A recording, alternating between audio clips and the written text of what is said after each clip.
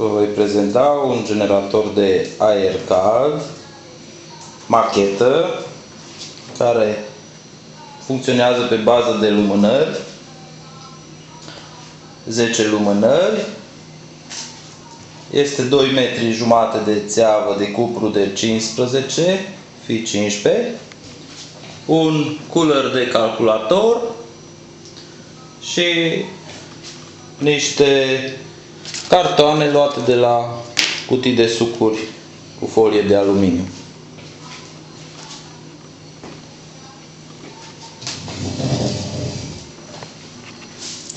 Vom aprinde lumânările.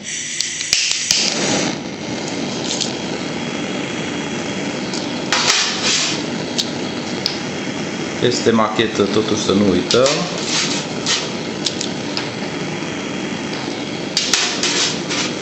Dar zic că ca idee se poate aplica la scară mai mare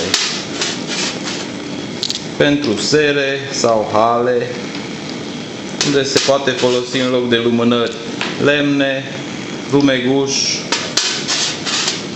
orice combustibil solid care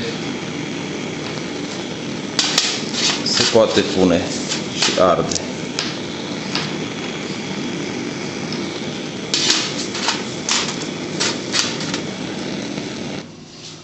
După ce se aprind lumânările,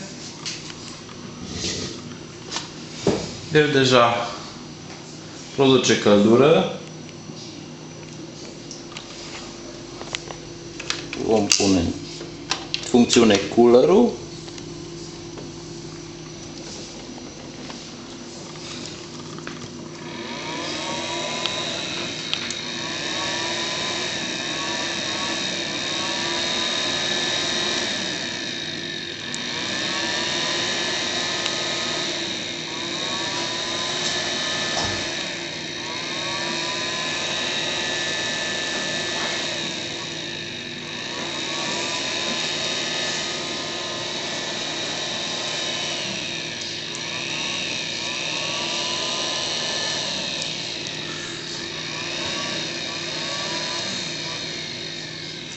Funcționează pe principiul aerul absorbit este împins pe țevi, unde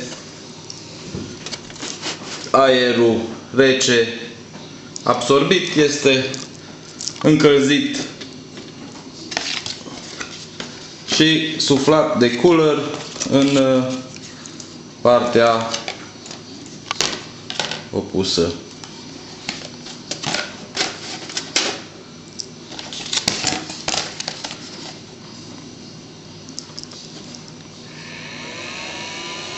Cam atâta pentru a prezenta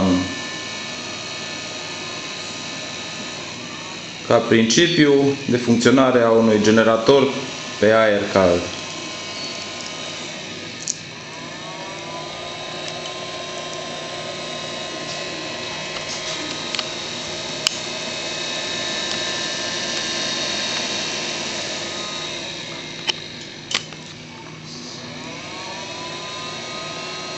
Vă mulțumesc!